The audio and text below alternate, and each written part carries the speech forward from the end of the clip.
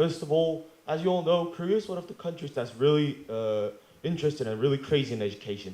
And according to the OECD, you can see the entrance of the rate of the entrance of college. Korea has the highest among the OECD countries, which is 68%. And also, like for me, I think I'll be one of that 68% because after this competition, I have to like go straight to the Hagwon, aka after school organization. So yeah, Korea is one of the countries that are really like crazy in education anyway. And most of these students, their goals and their dreams are being public officials, like really surprisingly because of their like, what do you say, their welfares and their like leisure times are like given. So yeah, that's kind of interesting. And one thing is that, did you know when did this interest about this boom of being a public officer started? Maybe 50 years ago, or maybe 100? Actually, it's much longer. So today, then what would be the history of the public officer in Korea and how could they become and what was it about it? So today, I would like to introduce about the history of the state examination, and my name is Ethan Kil Han-seo, and I'm from Songsil High School. So basically how it started is that during like in the Goryeo dynasty, which is like in the 9th centuries, one of the king, he wanted to like reform the country, so he decided to like have these new tests, which is called the state examination, to choose the his officials really like cleanly. So yeah, he started this test, and this was basically about like to select talented people fairly. And the thing is that though, like when you go to the 13th century,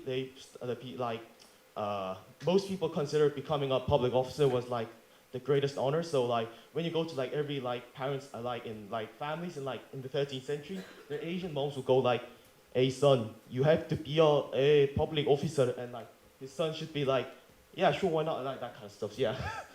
So yeah, it was everyone's dream.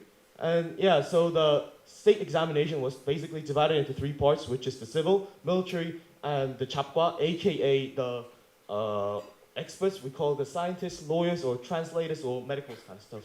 And basically, the civil service examination was considered as the most honorable. So most kids' dream were going into that passing the civil service examinations because after passing them, they could become a top-ranked nobleman during the Joseon dynasty. By the way, because of the Confucianism ideology based on in the 13th century from like the 19th centuries, they thought one of the ideology was that like men and women are different, so they have to do different jobs, which is basically like stereotypes. So women and also slavers are not allowed to take this test. From now on, so also like basically when people talk about state examination and during Korean history, they mostly say this like it's about civil service examination. So we're going to take a closer look about it. The civil service examination was divided into like, we can divide them into 2 parts, which is the first exam and the second exam. And the first exam, they select 200 people by doing 2 different tests. And by becoming it, you can become officers, but not really high one. To become a really high officers, like prime minister kind of stuff, they have to pass the second exam.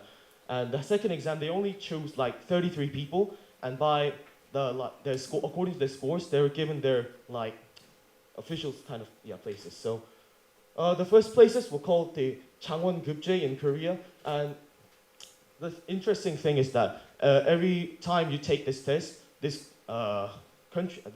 officials, they all recorded the test and also their identity and all their names or privacy. So yeah, this is the list, and this list in my slide is the list of applicants from like in the 1564 to the first to the third ones.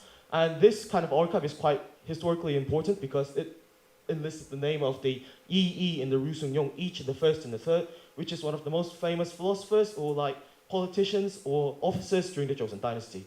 Especially the Yi, he has a nickname called Gudo Jangwon-gong, which means he passed the 9 exams in the top score. So it means like, compared to today, like he take 9 suneung and he got all in the first place. So it's quite a feat, yeah. And you can all see their like father's position or names or date of birth kind of stuff over here. And after smart people like Yi, after passing the exam, they could have this. They also held a celebration held by the country, like going down to this like countries. But I think to explain this, I need some volunteers. So, Mr. Liam, would you please come down to the stage, please? Please give him a round of applause, please. So let's say that our gorgeous Mr. Lee has passed the exam in the first place, and after that, our great king, would you be the king? Yeah, you're the king. Yeah. So basically, I made it, by the way. Yeah, I'm like the H brothers in like the Thor. So anyway, yeah. So let's say that our Mr. King is going to receive this hat to this Liam. Yeah, good. and Liam's. Oh no, you keep that in. Yeah. And like in the script, he's going to like roam around the countrysides and visit other like say that I'm the best kind of stuff, like really selfish jerk. Anyway, he's going to like roam around the countries, and when he goes to his hometown, which we say here, hello, Mr. Alex. You're from now on. You can be the tutor. And you can be be a mother. And when he visited to this hometown to show the respect because they to the ones who really helped becoming the this officials, he had to show some respects and say thanks for the ones who helped him. So, yeah. Anyway, that's how this Samil Yuga in Korea, like showing respect, kind of this kind of celebration was held. And which is the conclusion that I think is that by making this PPT and preparing for this, I thought that what do you say? Studying these kind of old philosophers or like officers during the Joseon Dynasty, it really gave us like the motivation to go to good colleges or kind of stuff or to study more. So I wish you could also try, and thank you for listening.